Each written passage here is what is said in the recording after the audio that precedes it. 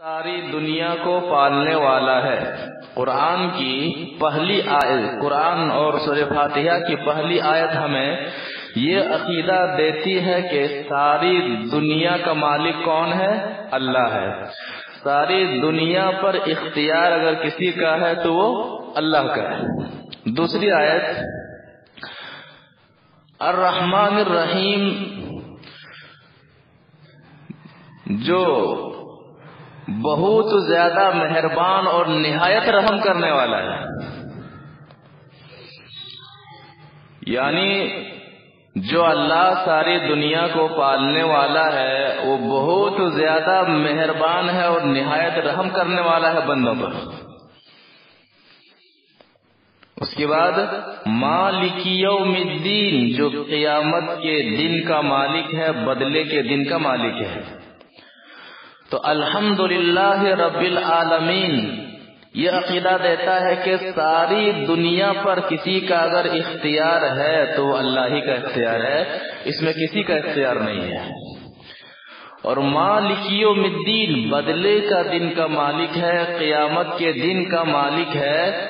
یہ واضح کرتی ہے یہ آیت کہ قیامت کے دن بھی اگر کسی کا چلے گا تو اللہ ہی کا چلے گا، اور دنیا میں اگر کسی کا سکہ چل رہا ہے تو اللہ ہی کا چل رہا ہے۔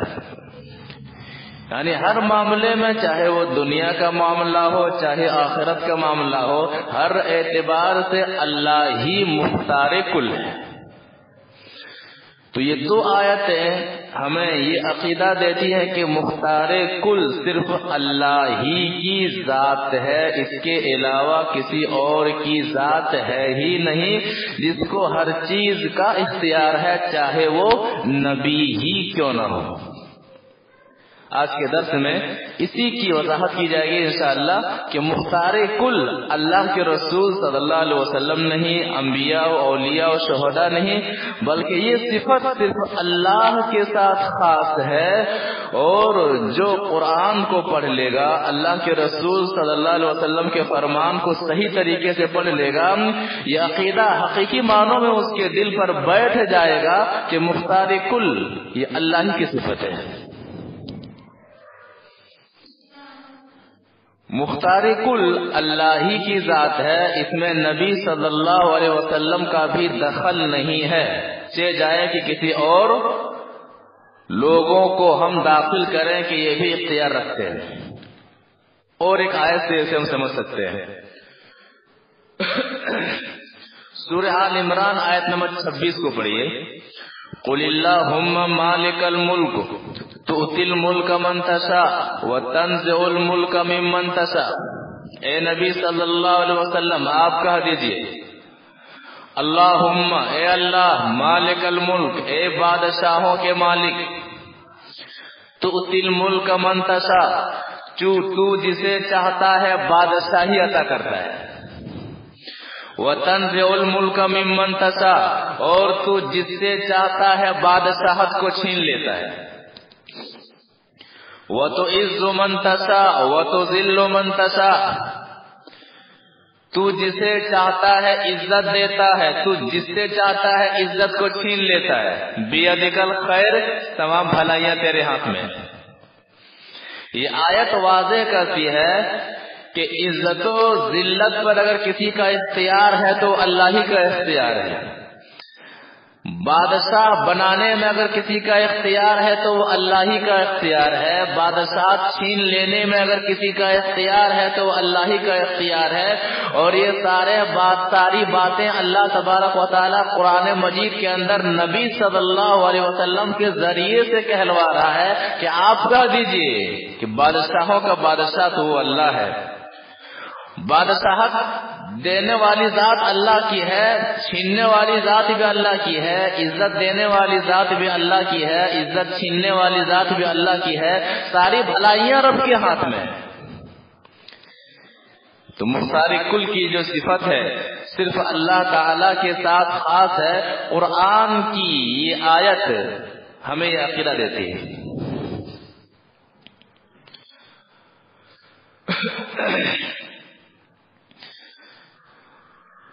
جبکہ ایک کتاب ہے الامن والاولا احمد رضا خان صاحب کی، اس کے اندر وہ اس عقیدے کے خلاف وہ عقیدہ بیان کرتے ہیں کہ کوئی حکم نافذ نہیں ہوتا ہے مگر رسول صلی اللہ علیہ وسلم کے حکم سے، اور کوئی نعمت نہیں ملتی ہے مگر سرکار کی دربار سے، یعنی نبی صلی اللہ علیہ وسلم سے بھی ساری نعمتیں ملتی ہیں، جو بھی نعمتیں ملنا ہو اور جو بھی حکم نافذ ہونا ہے، جو بھی معاملہ دنیا کے اندر نفاذ کا معاملہ ہوتا ہے، اس میں اللہ کے رسول صلی اللہ علیہ وسلم کا ہی سکہ چلتا ہے۔ اس آیت کو سامنے رکھیے کہ تو جسے چاہتا ہے بادشاہ بنا دیتا ہے، جس سے چاہتا ہے بادشاہ کو چھین لیتا ہے۔ یہ کس کا کام ہے؟ اللہ تبارک و تعالیٰ کا کام ہے یہ۔ تو جسے چاہتا ہے عزت دیتا ہے، جس سے چاہتا ہے عزت چھین لیتا ہے، اور کتاب میں لکھا جاتا ہے کہ کوئی حکم نافذ نہیں ہوتا ہے مگر محمد صلی اللہ علیہ وسلم کے کہنے پر، اور کوئی نعمت نہیں ملتی ہے مگر اس کے در سے۔ سورہ ذاریات آیت نمبر 58 میں اللہ تعالیٰ کیا فرماتا ہے؟ ان اللہ هو الرزاق ذو القوة المتین، بے شک اللہ تعالیٰ ہی روزی دینے والا ہے، وہ بہت ہی مضبوط ہے اور قوت والا ہے۔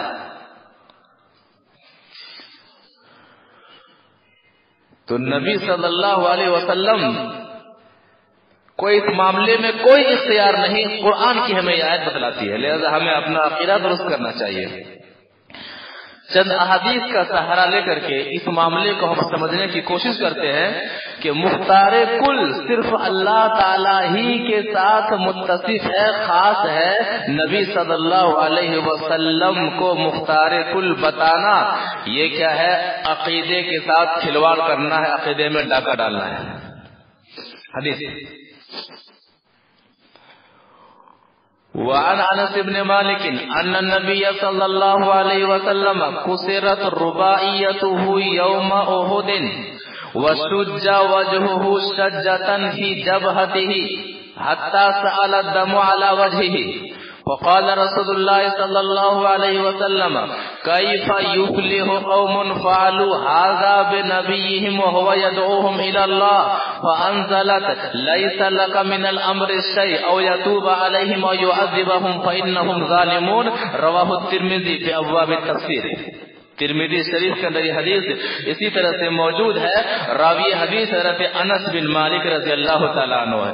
یہ حدیث، اس حدیث سے صاف پتہ چلتا ہے کہ کسی معاملے کا اختیار اللہ ہی کو ہے، محمد رسول اللہ صلی اللہ علیہ وسلم مختار کل نہیں ہے۔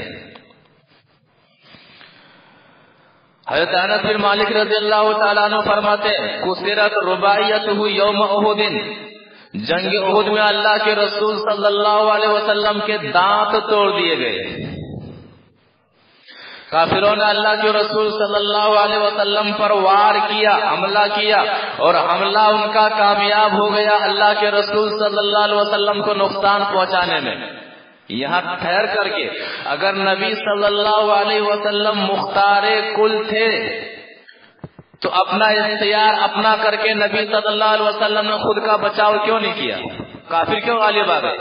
اس لیے کہ جو مختار کل ہوتا ہے اس پر کوئی چیز غالب نہیں آ سکتی ہے۔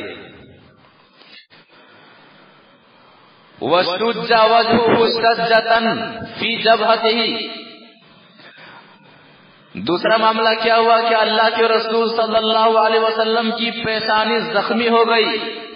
اللہ کے رسول صلی اللہ علیہ وسلم کو اختیار نہیں بچنے کا۔ حتی سأل الدم علی وجہہ، یہاں تک کہ نبی صلی اللہ علیہ وسلم کے چہرے مبارک سے خون بہ نکلا تھا، دانت توڑ دیے گئے ہیں، چہرہ زخمی ہو چکا ہے، خون بہ رہا ہے، مغموم حالت میں، ایسی حالت میں اللہ کے رسول صلی اللہ علیہ وسلم ایک جملہ زبان سے نکال دیتے ہیں جس پر اللہ تبارک و تعالیٰ پکڑ لیتا ہے۔ کیا کہتے ہیں؟ کیف یفلح قوم فعلوا ھذا بنبیہم، وہ قوم کامیاب کیسے ہو سکتی ہے جو قوم اپنے نبی کے ساتھ ایسا معاملہ کرے۔ یہ جملہ اللہ کے رسول صلی اللہ علیہ وسلم کی زبان سے اس وقت نکلتا ہے جب اللہ کے رسول صلی اللہ علیہ وسلم کے دانت توڑ دیے جاتے ہیں، چہرہ زخمی ہو جاتا ہے اور خون بہ رہا ہوتا ہے، کنارے گڑھے کے اندر گرے ہوئے ہوتے ہیں. کہتے ہیں وہ قوم کامیاب کیسے ہو سکتی ہے جو قوم اپنے نبی صلی اللہ علیہ وسلم کے ساتھ ایسا برا معاملہ کرے، حالانکہ نبی صلی اللہ علیہ وسلم تو لوگوں کو اللہ کی طرف دعوت دے رہے ہیں. اللہ کی طرف دعوت دینے والے نبی کے ساتھ قوم اگر ایسا معاملہ کرے تو وہ قوم کامیاب کیسے ہو سکتی ہے؟ صرف سوالیہ انداز میں جملہ نبی صلی اللہ علیہ وسلم نے کہا تھا. رب نے فوراً جواب دیا کہ جملہ آپ کا صحیح نہیں ہے. کیا؟ سورہ آل عمران آیت نمبر 128، لیس لک من الامر شیء، اے نبی صلی اللہ علیہ وسلم آپ کے اختیار میں کچھ بھی نہیں ہے. اس سے واضح آیت کیا ہوگی؟ اے نبی صلی اللہ علیہ وسلم آپ مختار کل نہیں ہیں. اگرچہ کہ ان ظالموں نے آپ کو نقصان پہنچایا لیکن ان کو کامیاب کرنا، ناکام کرنا یہ ہمارا کام ہے، آپ کا کام نہیں ہے. یہ مطلب ہے لیس لک من الامر شیء، اے نبی صلی اللہ علیہ وسلم آپ کو کچھ بھی اختیار نہیں ہے. او یتوب علیہم او یعذبہم، چاہے اللہ تبارک و تعالیٰ ان کی توبہ قبول کرے، چاہے اللہ تبارک و تعالیٰ انہیں عذاب دے، یہ اللہ کے اختیار میں ہے، آپ کے اختیار میں کچھ بھی نہیں ہے. فإنہم ظالمون، کیونکہ وہ لوگ ظالم ہیں لیکن سزا دینا اللہ کے اختیار میں ہے. ظالم ہے لیکن ہدایت دینا اللہ کے اختیار میں ہے اور سزا دینا بھی اللہ کے اختیار میں ہے.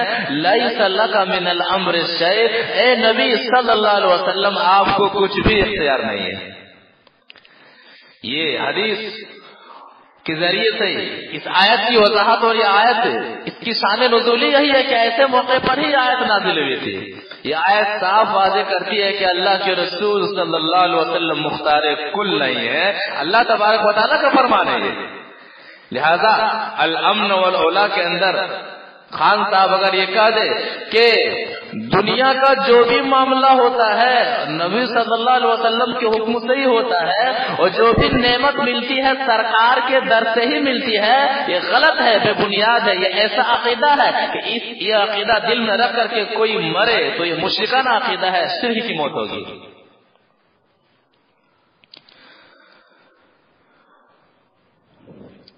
اس آیت کے نزول میں اور ایک دوسری حدیث، وعن سالم عن ابي انه سمع رسول الله صلى الله عليه وسلم اذا رفع راسه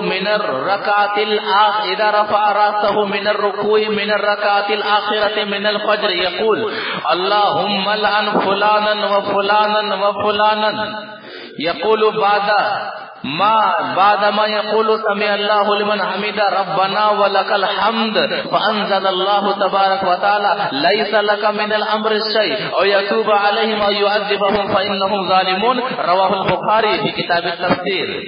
بخاری شریف کے اندر یہ حدیث موجود ہے. راوی حدیث ہے کہ سالم رضی اللہ تعالیٰ عنہ وہ اپنے والد محترم سے روایت کرتے ہیں. وہ کہتے ہیں کہ اللہ کے رسول صلی اللہ علیہ وسلم چند اشخاص کا نام لے لے کر کے بد دعائیں کیا کرتے تھے. کب؟ اذا رفع رأسه من الرکعۃ الآخرۃ من الفجر، فجر کی نماز میں آخری رکعت میں رکوع کے بعد اللہ کے رسول صلی اللہ علیہ وسلم دعا کرتے تھے اللہم لعن فلانا و فلانا و فلانا، اے اللہ تو فلاں پر لعنت بھیج، فلاں پر لعنت بھیج، فلاں پر لعنت بھیج.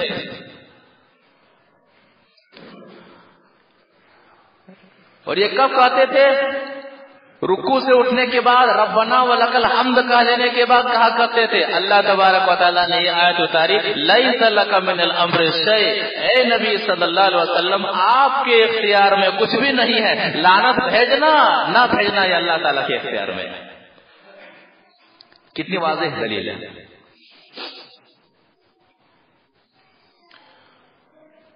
تیسری حدیث کہ نبی صلی اللہ علیہ وسلم مختار کل نہیں ہے، مختار کل صرف اللہ تبارک و تعالیٰ کے ساتھ خاص ہے. اس عقیدے پر ڈاکہ ڈالنے والا مشرک ہے. حدیث وعن ابي هريره رضي الله تعالى عنه قام رسول الله صلى الله عليه وسلم حين انزل الله وانذر عشيرتك الاقربين قال يا معشر قريش او كلمه نحوها اشتروا انفسكم لا اغني عنكم من الله شيئا يا بني عبد مناف لا اغني عنكم من الله شيئا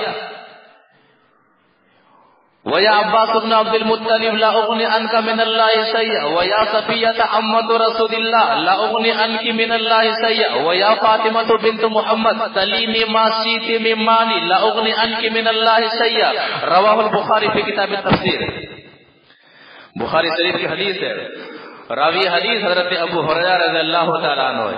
یہ حدیث نبی صلی اللہ علیہ وسلم کے قرابت داروں کے تعلق سے واضح کرتی ہے کہ نبی صلی اللہ علیہ وسلم اپنے خونی رشتے کے معاملے میں کسی کے معاملے میں اختیار نہیں رکھتے ہیں، تو ہمارا اور آپ کے معاملے میں مختار کل کیسے ہو سکتے ہیں؟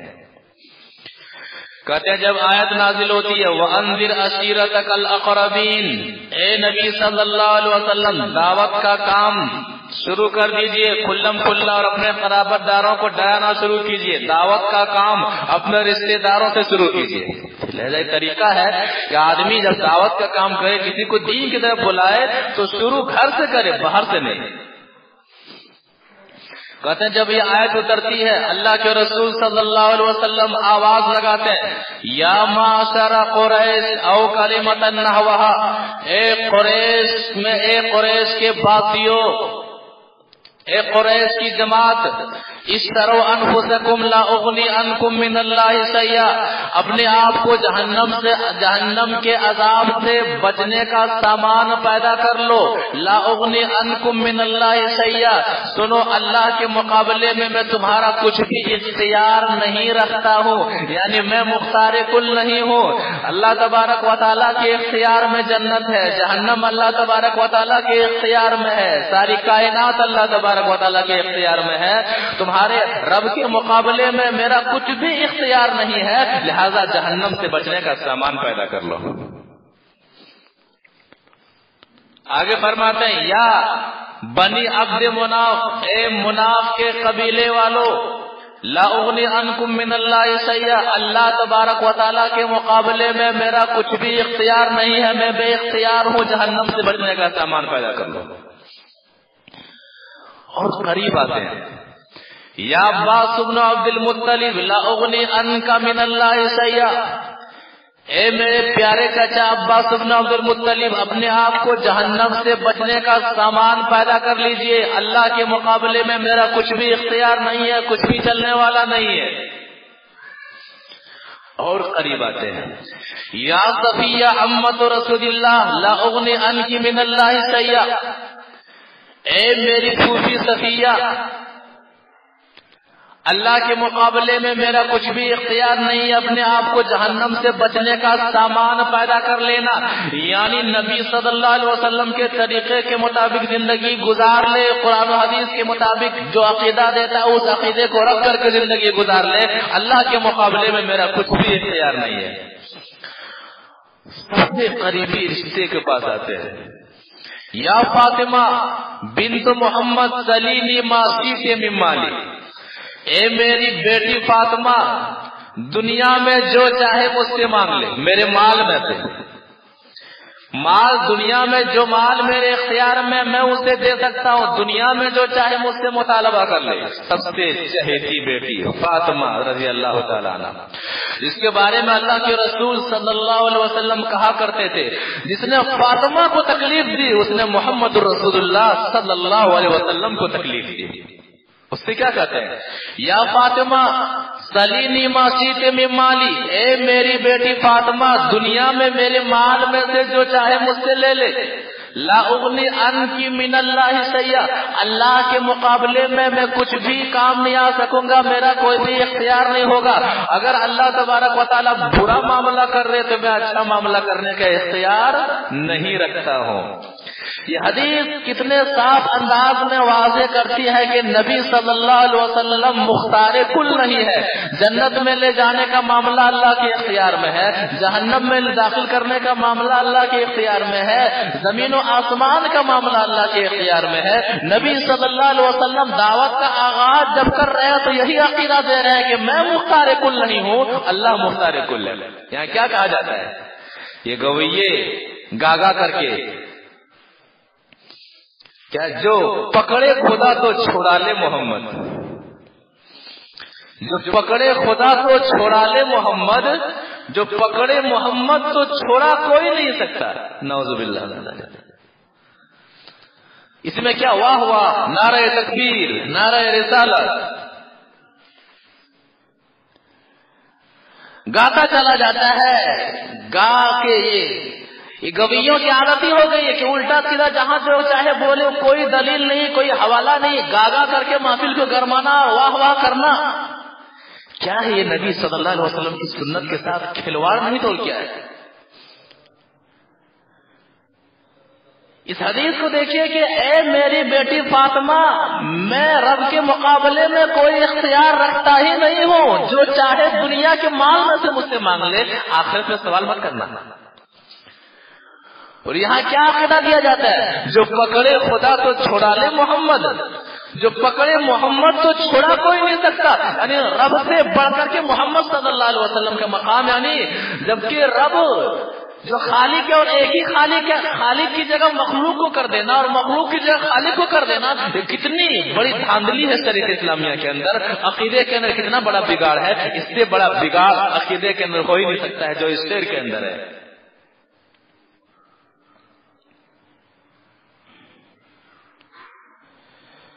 جال حق کی کتاب ہے, مفتی احمد یار نعیمی جو گجراتی ہیں, اپنی کتاب میں کیا لکھتے ہیں کہ سارا معاملہ نبی صلی اللہ علیہ وسلم کے ہاتھ کریمی میں ہے, جسے چاہے جو چاہے دے.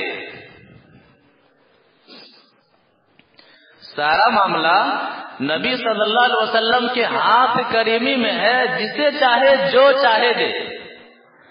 قرآن کیا کہتا ہے؟ اس سے بہتر عقیدہ ان کفار مکہ کا تھا جن کے بارے میں اللہ کے رسول صلی اللہ علیہ وسلم نے اور قرآن نے جہنم کی خوشخبری دی ہے. اس سے بہتر عقیدہ کہ معاملہ نبی کا نہیں, سارا معاملہ اللہ کے حوالے ہے. کفار مکہ کا عقیدہ کیا تھا؟ سارا معاملہ اللہ کے حوالے. پڑھتے جائیے سورہ مومنون آیت نمبر 84 سے لے کر کے 88 تک. قل لمن الارض ومن فيها ان كنتم تعلمون. اے نبی صلی اللہ علیہ وسلم آپ کہہ دیجئے زمین اور اس کے درمیان کی چیزوں کا مالک کون ہے اگر تم جانتے ہو. سیقولون للہ. کفار مکہ کہیں گے زمین اور اس کے درمیان کا مالک اللہ ہی ہے, اللہ کے علاوہ کوئی ہے ہی نہیں ہے. جال حق کیا کہتا ہے, یہ کتاب کیا کہتی ہے؟ سارا معاملہ نبی صلی اللہ علیہ وسلم کے ہاتھ کریمی میں ہے, جسے چاہے جو چاہے دے. اس بات کو سامنے رکھیے اور کفار مکہ کا عقیدہ سامنے رکھیے. کفار مکہ کیا, اے نبی صلی اللہ علیہ وسلم ان سے پوچھئے کہ زمین اور اس کے قل من الارض ومن فيها, زمین اور اس کے درمیان کی چیزوں کا مالک کون ہے؟ سیقولون للہ. وہ ضرور کہیں گے کہ اللہ ہی زمین اور اس کے درمیان کی چیزوں کا مالک ہے. بتائیے عقیدہ ان کا بہتر ہے کہ اس سے زیادہ مضبوط عقیدہ کفار مکہ کا ہے؟ کفار مکہ کا عقیدہ جعل حق والے کے عقیدے سے بہتر ہے. ان کنتم تعلمون سیقولون للہ قل افلا تذکرون. پھر کہتے ہیں اے نبی صلی اللہ علیہ وسلم جب جانتے ہو تو نصیحت کیوں نہیں پکڑتے ہو, جان بوجھ کر کے کیوں اندھے بنتے چلے جا رہے ہو؟ آج کا معاملہ ویسے ہوتا ہے. پھر سوال داغتا ہے قرآن, قل من رب السماوات السبع ورب العرش العظیم. ان سے پوچھئے ساتوں آسمان کا رب کون ہے اور عرش عظیم کا رب کون ہے؟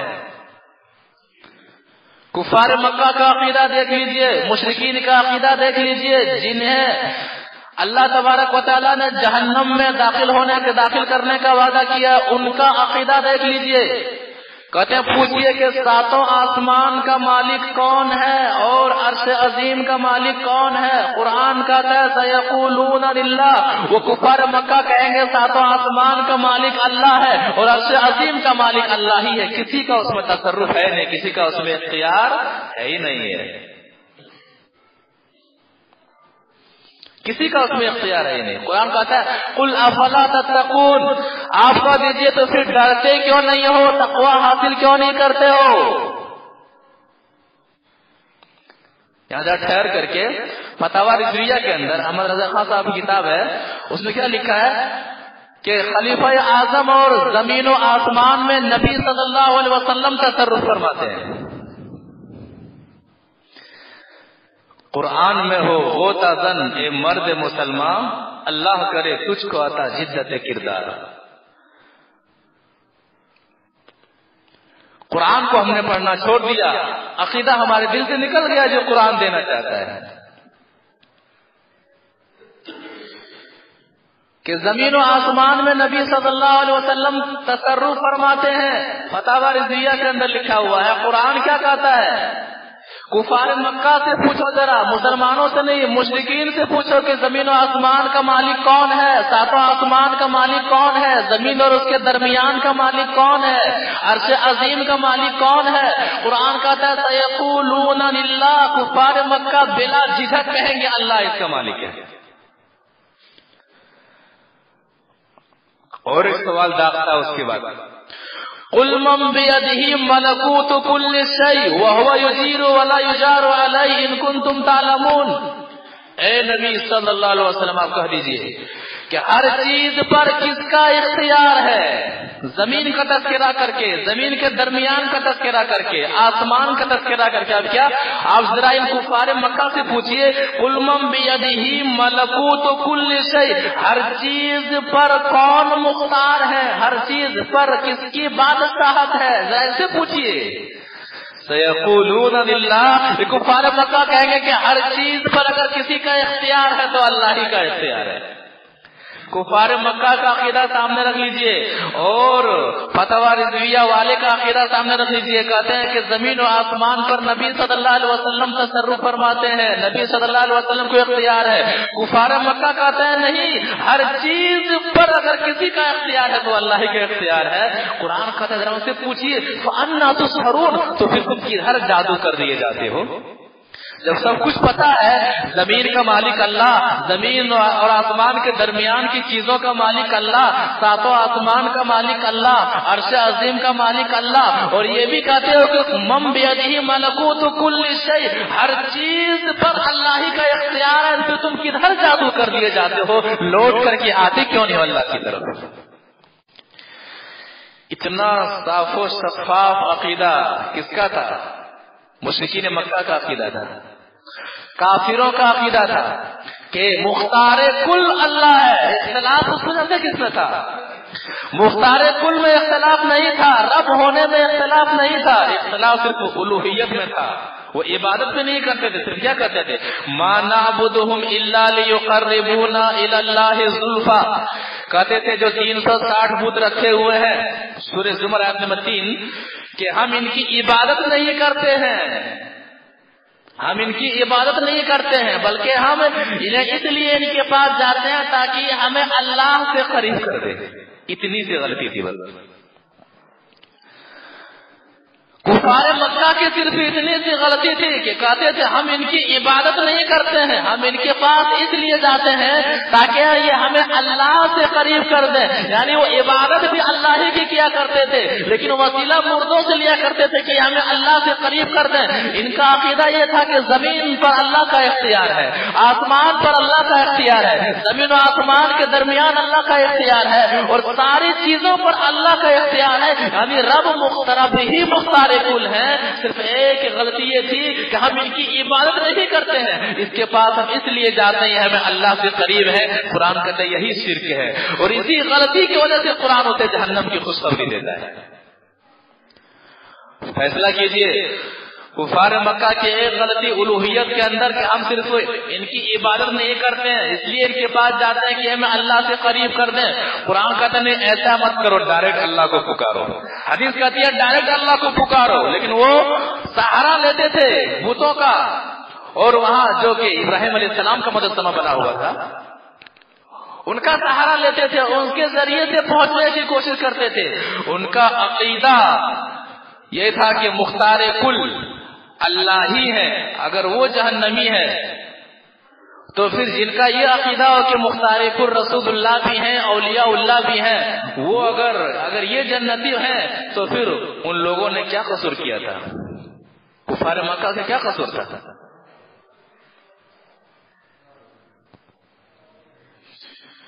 یہ سوچنے کی بات ہے. تو مختار کل اللہ ہے. اور ایک حدیث سے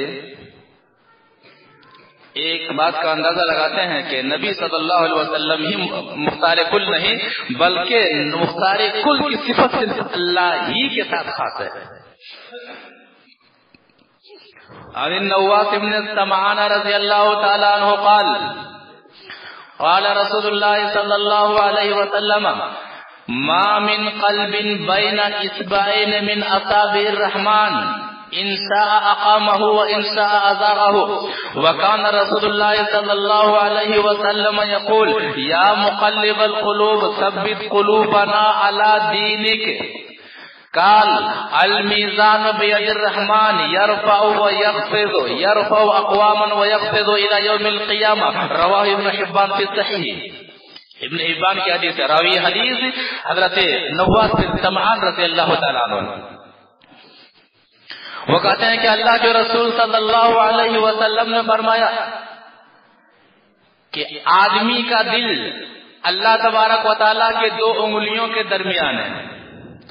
ما من قلب آدمی کا دل بین اصبعین من اصابع الرحمن رحمان کی دو انگلیوں کے درمیان ہے. انشاء اقامہ و انشاء ازاغہ. اللہ تعالیٰ دل کو جدھر چاہتا ہے پھیر دیتا ہے. چاہے وہ دل کو اللہ تبارک و تعالیٰ اس کے دل کو سیدھے راستے پر قائم رکھتا ہے، چاہے اللہ تبارک و تعالیٰ اس کے دل کو گھما دیتا ہے اور غلط راستے پہ لگا دیتا ہے. یہ اللہ کے اختیار میں ہے، کسی کے اختیار میں نہیں. اسی لیے اللہ کے رسول صلی اللہ علیہ وسلم دعا مانگا کرتے تھے کیا؟ یا مقلب القلوب ثبت قلوبنا علی دینک. اے دلوں کو پھیرنے والے، اے دلوں کو الٹ پلٹ کرنے والے، ہمارے دل کو دین پر ثابت قدم رکھ. غور کرنے کی بات ہے، نبی صلی اللہ علیہ وسلم جب اپنے دل پر مختار نہیں ہے، جب اپنے آپ پر اختیار نہیں رکھتے ہیں تو دوسروں کے لیے مختار کل کیسے ہو سکتے ہیں؟ آدمی کچھ بھی ہو اپنے نفس کے لیے مکمل طریقے سے حفاظت کرتا ہے، لیکن خود نبی صلی اللہ علیہ وسلم کہہ رہا ہے کہ اے دلوں کو پھیرنے والے، میرے دل کو دین پر ثابت رکھ. یعنی جب نبی صلی اللہ علیہ وسلم کو اپنے دل پر اختیار نہیں ہے تو دوسروں پر اختیار کیسے ہو سکتا ہے؟ وہ دوسروں کے لیے مختار کل کیسے ہو سکتے ہیں؟ یہ حدیث ہمیں بتا دیتی ہے. حکایات رضویہ ایک کتاب ہے، اس میں لکھا ہے کہ بندوں کے دل عبد القادر جیلانی رحمہ اللہ کے ہاتھوں میں ہے. وہ جسے چاہتا ہے اپنی طرف مائل کر دیتا ہے اور جسے چاہتا ہے اپنے سے پھیر لیتا ہے. کہاں ہے ان کا قول نقل کرتے ہیں کہ بندوں کا دل میرے ہاتھوں میں، میں جس کو دل کو چاہتا ہوں اپنی طرف پھیر دیتا ہوں، جس کے دل کو چاہتا ہوں اپنے سے دور کر دیتا ہوں. حدیث کہتی ہے بندوں کا دل رحمان کی دو انگلیوں کے درمیان ہے. رب جسے چاہتا ہے ہدایت پر ثابت قدم رکھتا ہے اور جسے چاہتا ہے اس کے دل کو ضلالت اور گمراہی پر کھڑا کر دیتا ہے. اور نبی صلی اللہ علیہ وسلم کے اختیار میں خود نبی صلی اللہ علیہ وسلم کا جب دل نہیں ہے تو عبد القادر جیلانی کے اختیار میں دوسرے لوگوں کا دل کیسے ہو سکتا ہے؟ کیا اسے ثابت کرنا چاہ رہے ہیں کہ عبد القادر جیلانی کا مقام نبی صلی اللہ علیہ وسلم سے زیادہ ہے؟ ان کا مقام نبی آخر الزمان سے زیادہ ہے. یہی نا معاملہ ہوا اس کا. نبی صلی اللہ علیہ وسلم دعا کر رہے ہیں کہ اے دلوں کو پلٹنے والے میرے دل کو دین پر ثابت قدم رکھنا. یہاں حکایت رضویہ میں یہ قصہ بیان کیا جاتا ہے کہ دلوں کے مالک عبد القادر جیلانی رحمہ اللہ ہے، وہ جس کے دل کو چاہے اپنی طرف پھیر دے، جس کو دل کو چاہے اپنے سے دور کر دے. کیا کر رہے ہیں یہ؟ قرآن اور حدیث سے ہٹ کر کے بناوٹی بزرگوں اور ولیوں کے چکر میں پڑنے کا یہ نتیجہ ہے. یہ جو نتیجہ ہے ہمارا، یہ کیا اس عقیدے سے کیا کر رہے ہیں کہ عبد القادر جیلانی کے ہاتھ میں کیا ہے؟ بندوں کے دل ہیں. اور حدیث کہتی ہے کہ نبی صلی اللہ علیہ وسلم کا خود اپنا دل نبی صلی اللہ علیہ وسلم کے اختیار میں نہیں ہے، بلکہ وہ اللہ رب العالمین ہی کے اختیار میں ہے. اس سے کیا کرے؟ نبی صلی اللہ علیہ وسلم کی شان میں اس سے بڑی گستاخی ہو سکتی ہے کیا؟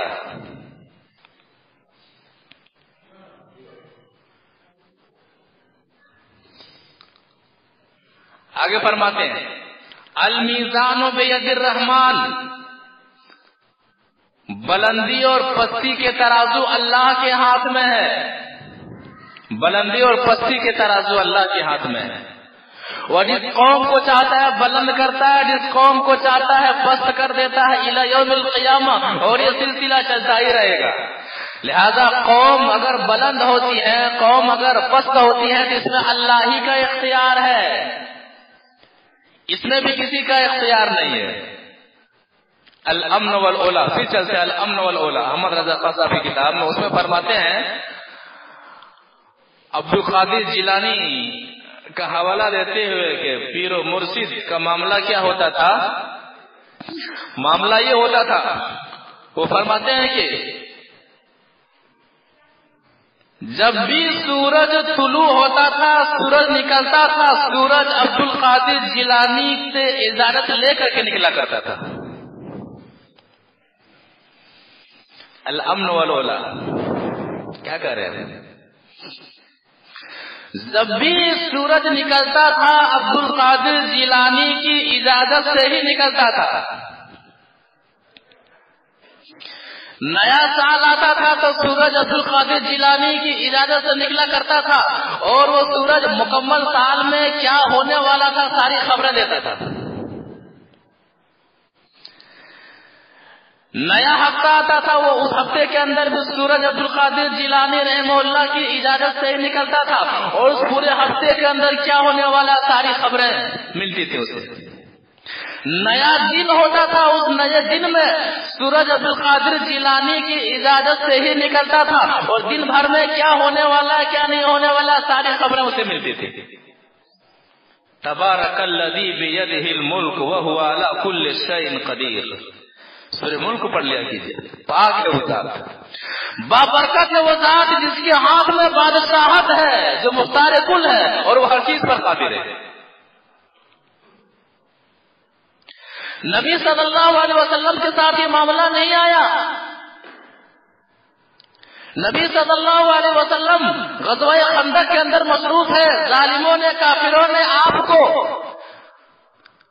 عصر کی نماز وقت پر پڑھنے سے روکے رکھا. لڑائی میں مصروف تھے، عصر کی نماز نہیں پڑھ سکے.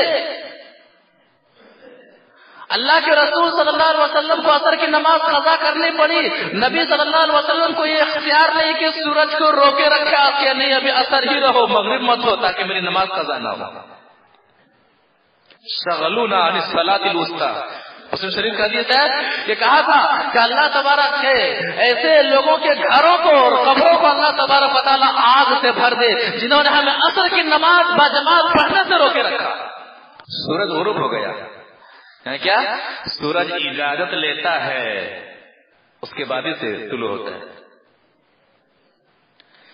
یہ گستاخی ہے کہ شان بڑھانا ہے نبی صلی اللہ علیہ وسلم کے ساتھ.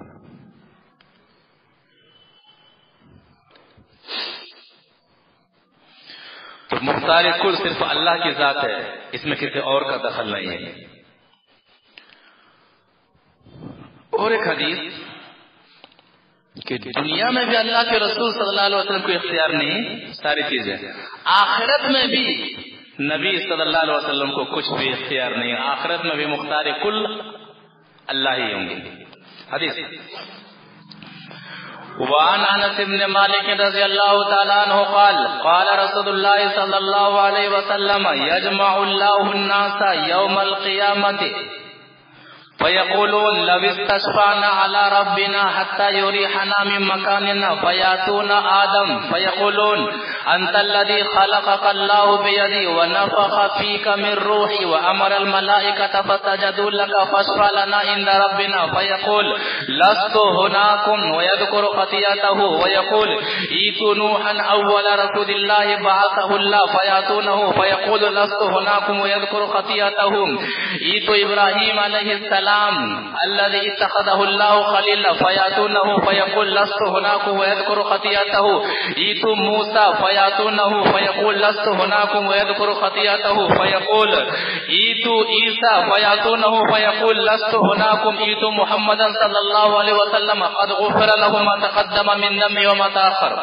فياتوني فاستأذن على ربي فإذا رأيته رفعته ساجدا فيدعوني ما شاء الله ثم يقال ارفع راسك وصل توتا وقل يسمع واشفع تصفع فارفع راسي فاحمد ربي بتحميد يعلمني ثم اشفع فيحد لي حدا ثم اخرجهم من النار وادخلهم الجنة ثم اعود فاقع ساجدا مثله في الثالثة او الرابعة حتى ما بقي في النار الا من حبسه القرآن رواه البخاری فی کتاب الرقاق۔ بخاری شریف کے اندر اسی طرح سے حدیث موجود ہے کتاب الرقاق میں، راوی حدیث ہے انس بن مالک رضی اللہ تعالیٰ عنہ۔ وہ فرماتے ہیں کہ اللہ تبارک و تعالیٰ قیامت کے دن لوگوں کو جمع کرے گا، پریشان ہوں گے، بے چین ہوں گے، بے قرار ہوں گے، تو سارے لوگ مل کر کے ایک ترکیب نکالیں گے۔ ترکیب کیا ہوگی؟ چلے کسی کو سفارشی بناتے ہیں اور اس کو لے کر کے اللہ تبارک و تعالیٰ کے پاس چلتے ہیں کہ ہم لوگ بہت پریشان ہیں، کچھ تو کیجیے نا۔ تو ساری انسانیت مل کر کے سب سے پہلے سارے کے سارے لوگ جائیں گے آدم علیہ السلام کے پاس، کہیں گے اے آدم انت الذی خلقک اللہ بیدی، تم ہی وہ ہو جسے اللہ تبارک و تعالیٰ نے اپنے ہاتھ سے پیدا کیا ہے، وَنَفَخَ فِيكَ مِن رُوحِهِ، اور اللہ تبارک و تعالیٰ نے اپنی روح تیرے اندر پھونکی ہے، وَأَمَرَ الْمَلَائِكَةَ فَسَجَدُوا لَكَ، اور رب نے فرشتوں کو حکم دیا تو فرشتوں نے تجھے سجدہ کیا ہے۔ یہ خصوصیات صرف آپ ہی کے ساتھ خاص ہیں۔ فَاشْفَعْ لَنَا عِندَ رَبِّنَا، چلیے ہمارے رب کے پاس سفارش کر دیجیے، ہم لوگ پریشان ہیں، بے چین ہیں، بے قرار ہیں۔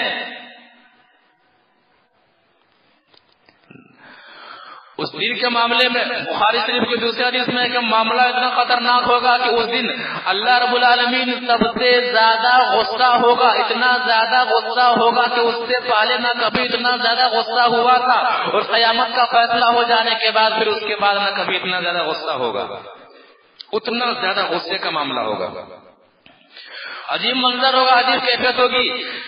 آدم علیہ السلام کہیں گے نہ ہم سے نہیں ہوگا، لست ہناکم، میں اس لائق نہیں۔ کیا کہیں گے؟ لست ہناکم، میں اس لائق نہیں۔ کون؟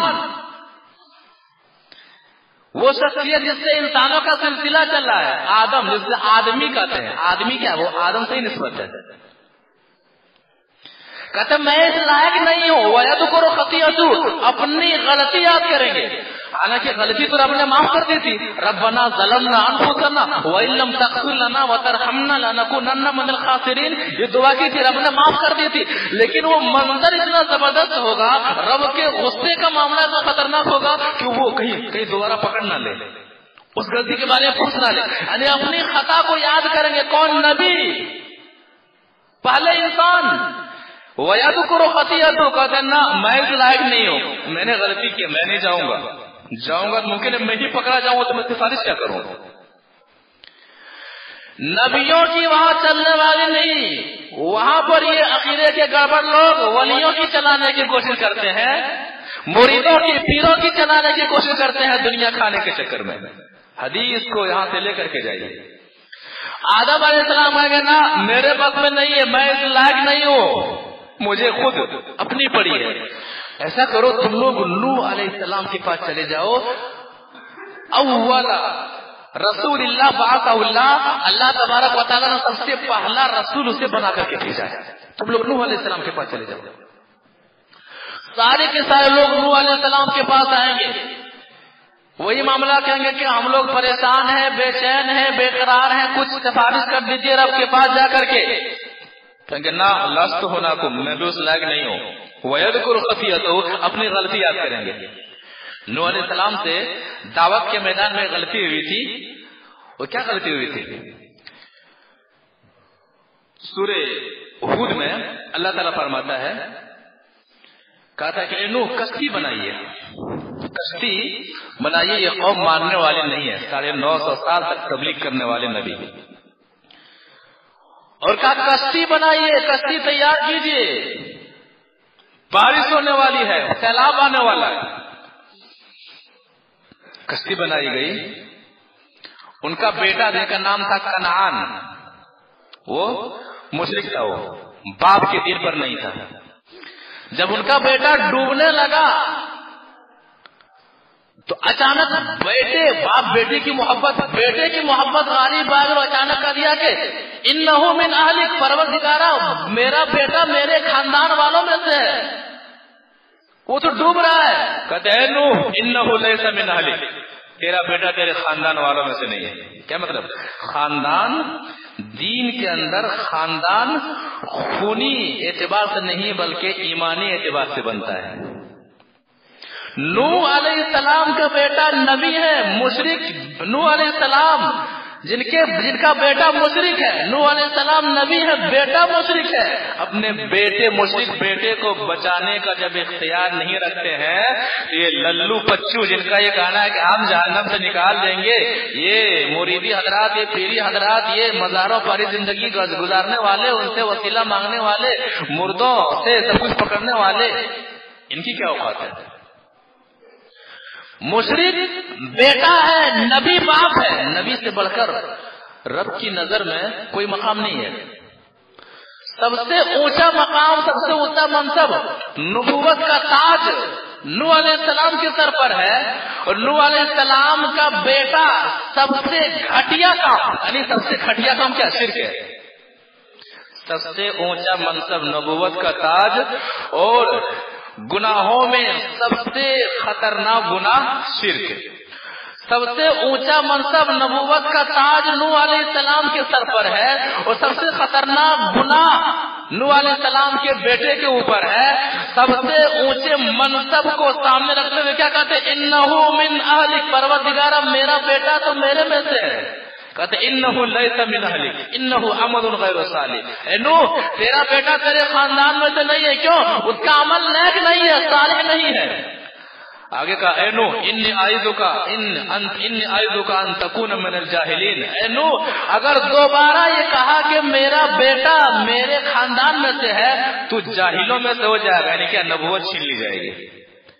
اتنا خطرناک معاملہ ہے شرک کا. تو وہاں پر معافی مانگتے ہیں، اللہ تبارک و تعالیٰ معاف فرما دیتا ہے. کہتے ہیں نہ میں اس قابل نہیں ہوں، میں نے غلطی کی ہے بیٹے کے معاملے میں سفارش کر کے. کہیں گے ایتو ابراہیم علیہ السلام اتخذہ اللہ خلیلا. ابراہیم علیہ السلام کے پاس چلے جاؤ، اللہ تبارک و تعالیٰ نے اسے اپنا دوست بنایا ہے. ابراہیم علیہ السلام کے پاس لوگ آئیں گے کہ معاملہ ایسا ہے، ہم لوگ پریشان ہیں، بے چین ہیں، بے قرار ہیں، سفارش کر دیجئے.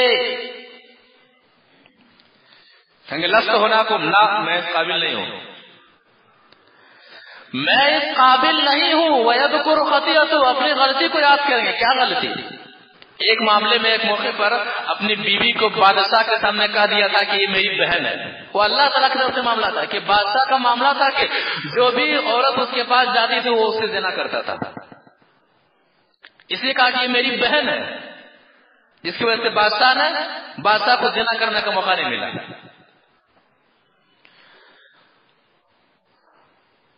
حالانکہ یہ اللہ تعالیٰ کی طرف سے تھا، انتظام تھا، لیکن وہ غلطی غصے کا دن ہوگا. کہیں گے نہ مجھ سے نہیں ہوگا. ایتو موسیٰ علیہ السلام، جاؤ موسیٰ علیہ السلام کے پاس. ساری قوم موسیٰ علیہ السلام کے پاس آئے گی، کہے گی ہم لوگ پریشان ہیں، بے چین ہیں، بے قرار ہیں، کچھ تو کیجیے۔ کہیں گے نہ، لست ہونا کو میں اس قابل ہی نہیں۔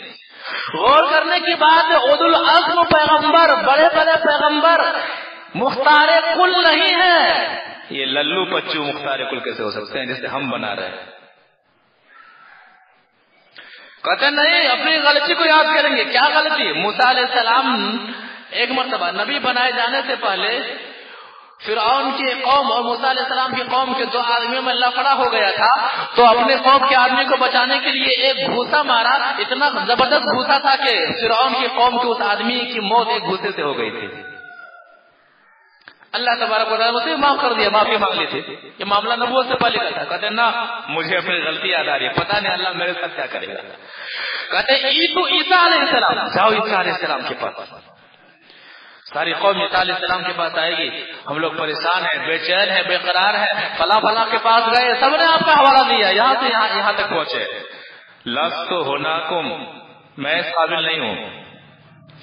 قیامت کا دن کا معاملہ ہے، کوئی عام معاملہ نہیں ہے، بے چینی کا معاملہ ہے، پریشانی کا معاملہ ہے۔ انبیاء علیہ السلام کہیں گے نہیں، میں اس قابل نہیں ہوں، مجھ سے نہیں ہو سکتا ہے، رب کے پاس میں نہیں جا سکتا ہوں۔ ایک کام کرو، ایتو محمدن صلی اللہ علیہ وسلم قد غفر له ما تقدم من ذنبه وما تأخر، چلے جاؤ محمد صلی اللہ علیہ وسلم کے پاس جن کے اگلے پچھلے سارے گناہ معاف ہیں۔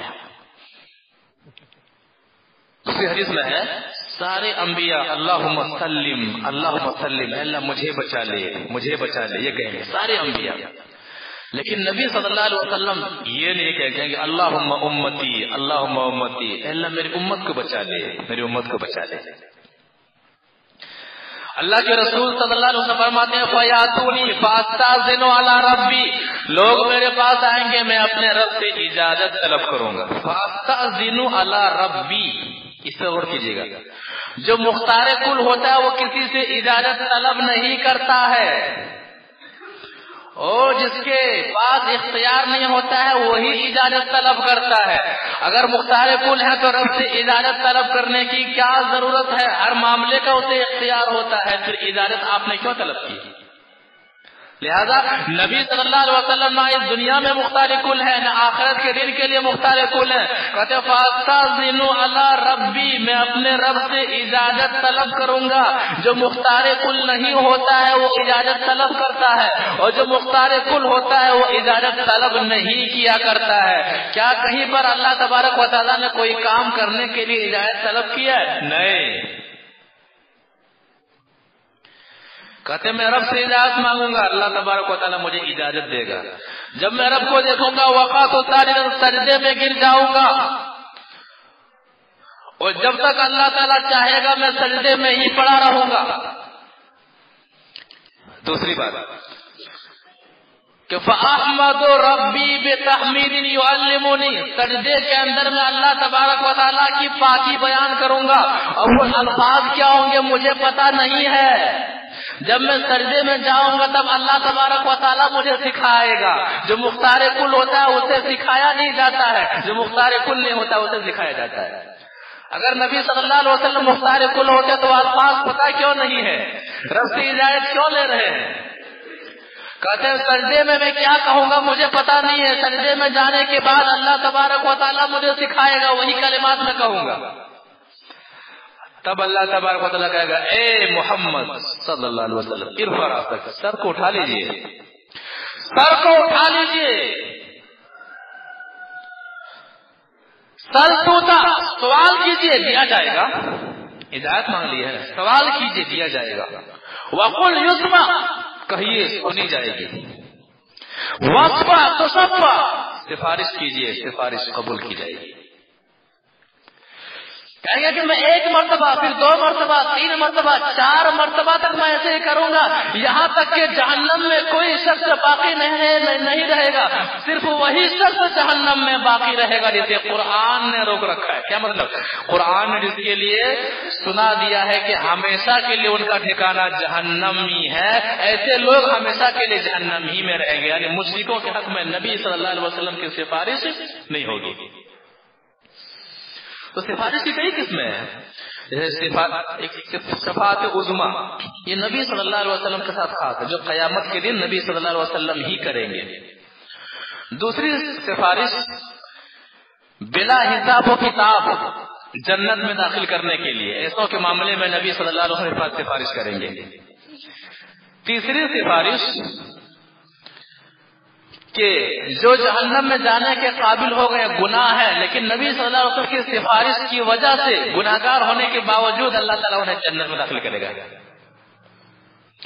چوتھی سفارش جنہیں اللہ تبارک و تعالیٰ نے جہنم میں ڈال دیا ہے، ڈالے جانے کے بعد ان کے لیے نبی صلی اللہ علیہ وسلم سفارش کریں گے اور ان کو جہنم سے نکال کر کے پھر جنت میں ڈالا جائے گا۔ اور پانچویں سفارش جنہیں اللہ تبارک و تعالیٰ نے جنت میں جگہ دیا ہے، ان کے درجات کو بلند کرنے کی سفارش کی جائے گی کہ ان کے درجات کو بلند کریں۔ یہ سفارش مختلف طریقے سے ہوگی، مختلف احوال میں، لیکن مشرکوں کو ان میں سے کوئی بھی سفارش فائدہ نہیں پہنچے گی۔ کیوں؟ الا من حبسہ القرآن، جسے قرآن نے روکے رکھا ہے وہ ہمیشہ جہنم ہی میں رہے گا۔ قرآن کیا کہتا ہے؟ سورہ نساء آیت نمبر 116، ان اللہ لا یغفر ان یشرک بہ ان اللہ لا یغفر ان یشرک بہ ویغفر ما دون ذلک لمن یشاء۔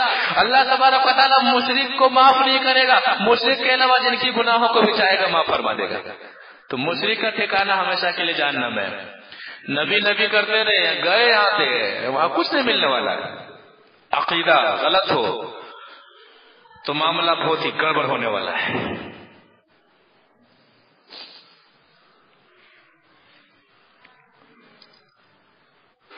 نبی صلی اللہ علیہ وسلم مختار کل نہیں ہے، مختار کل کی جو صفت ہے وہ اللہ تبارک و تعالیٰ کے ساتھ ہی خاص ہے۔ اس کے لیے اور ایک حدیث ان عائشہ رضی اللہ تعالی عنہا تخبر ان النبی صلی اللہ علیہ وسلم یمکث علی زینب بنت جحش ویشرب عندها عسلا فتواتات انا وحبس ان ایتنا دخل علیہ النبی صلی اللہ علیہ وسلم فلتقل انی اجد منک ریح مغافیر اکلت مغافیر فدخل علی احداہما فقالت ذلك له فقال بل شربت عسلا عند زینب بنت جحش ولن اعود له فنزلت یا ایها النبی لم تحرم ما احل الله لك تبتغي مرضات ازواجك رواہ مسلم فی کتاب الطلاق۔ مسلم شریف کا حدیث ہے۔ راویہ حدیث حضرت عائشہ رضی اللہ تعالی عنہا ہے، وہ کہتی ہیں کہ اللہ کے رسول صلی اللہ علیہ وسلم کا معاملہ تھا کہ روزانہ ساری بیویوں کے گھر ایک دن چکر لگایا کرتے تھے عصر کے بعد۔ ہونا چاہیے ایک سے زائد جن کی بیویاں ہو، بڑا خطرناک معاملہ ہے انصاف کے تعلق سے۔ ٹھہرنے کا معاملہ بھی کہ ایک بیوی کے گھر جتنا ٹھہرتا اتنے دوسری بیوی کے یہاں بھی ٹھہرنا ہے، اس میں بھی انصاف ہے۔ کھانے پینے کا تو معاملہ چھوڑیے، ٹھہرنے کے معاملے میں بھی کہتے ہیں روزانہ برابر نبی صلی اللہ علیہ وسلم تمام بیویوں کے یہاں جاتے تھے، خیریت لیتے تھے، کیا ہے کیا نہیں ہے۔ رہا رات گزارنے کا معاملہ تو آپ کی بارے تقسیم تھی۔ کہتے ہیں کہ زینب بنت جحش رضی اللہ تعالی عنہا کیا کرتی تھی، جب بھی نبی صلی اللہ علیہ وسلم آتے تھے انہیں شہد پلاتی تھی۔ یہ سوکنوں کا معاملہ ہوتا ہے۔ حضرت عائشہ اور حضرت حفصہ کو یہ بات ناگوار لگی، اچھا وہ زیادہ اپنی طرف کھینچنے کی کوشش کر رہے ہیں، ہوتا ہے۔ تو انہوں نے ایک چال بنی، ایک طریقہ بنا۔ فتواتات انا و حفصہ، کہتے ہیں میں نے اور حفصہ نے اس بات پر اتفاق کیا کہ سنو یہ معاملہ یہ ہو رہا ہے کہ نبی صلی اللہ علیہ وسلم کو زینب یہ شہد پلا رہی ہیں، ہم لوگوں کے پاس ہے نہیں پلاتے ہیں، ایسا نہ ہو کہ رجحان ادھر زیادہ ہو۔ کہتے ایک کام کرتے ہیں، کہتے ہیں کیا؟ کہتے ہیں ہمارے گھر یعنی تمہارے گھر جب بھی نبی صلی اللہ علیہ وسلم داخل ہو بولنا کہ نبی صلی اللہ علیہ وسلم کیا معاملہ ہے، آپ کے منہ سے بدبو آ رہی ہے، یہ بولنا۔ اس لیے کہ نبی صلی اللہ علیہ وسلم کو بدبو ناپسند تھی، خوشبو پسند کیا کرتے تھے۔ تو کہنا چاہے ہمارے گھر میں داخل ہو چاہے حفصہ کے گھر میں داخل ہو، یہ کہنا کہ نبی صلی اللہ علیہ وسلم کیا معاملہ ہے کہ آپ کے منہ سے بدبو آ رہی ہے، معاملہ ہوا ایسا؟ نبی صلی اللہ علیہ وسلم دوروں میں سے کسی کے یہاں آئے، کہا کہ انی اجد من کا ریح مغافیر، مغافیر کی بو آ رہی۔ مغافیر ایک قسم کا گھاس ہوا کرتا تھا مدینے کا، جس سے مطلب بو آتی تھی قسم کی۔ کہتے ہیں آپ کے منہ سے مغافیر کی بو آ رہی ہے، بدبو کیوں آ رہی ہے؟ کیا آپ نے مغافیر کھایا کیا؟ کہتے نہیں، کہتے نہیں بو آ رہی ہے۔ کہتے نہیں مغافیر تو نہیں کھایا ہے، ہاں زینب کے ہاں میں شہد پیتا ہوں، ولن اعود لہ، اگر بات ایسی ہے تو اب میں کبھی بھی زینب کے ہاں شہد نہیں پیوں گی۔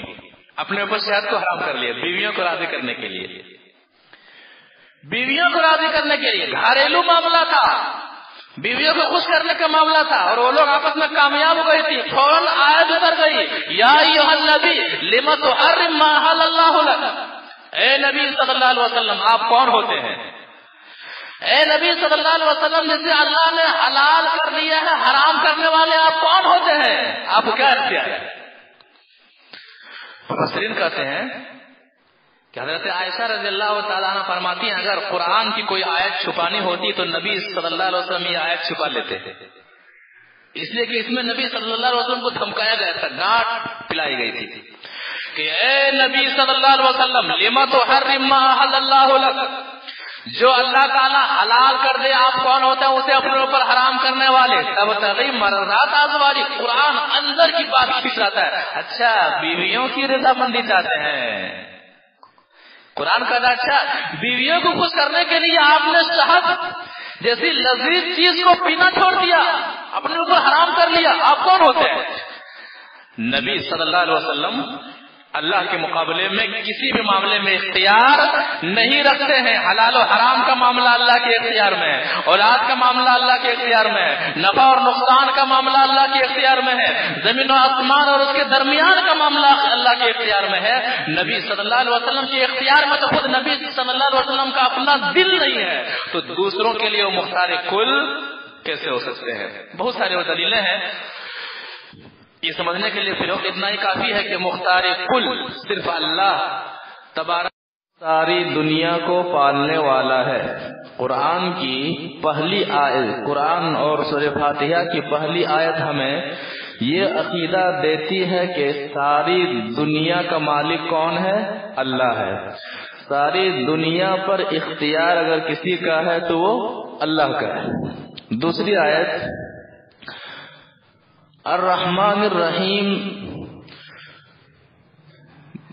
جو بہت زیادہ مہربان اور نہایت رحم کرنے والا ہے۔